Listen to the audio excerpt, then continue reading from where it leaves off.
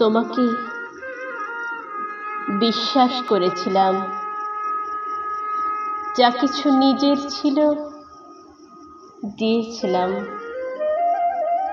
যা কিছু অর্জন উপার্জন এখন দেখো না, ভিখিরির মতো কেমন বসে থাকি, কেউ ফিরেও তাকায় না। তোমার কেন সময় হবে তাকাবার? কত রকম কাজ তোমার। আজকাল তো ব্যস্ততাও বেড়েছে খুব।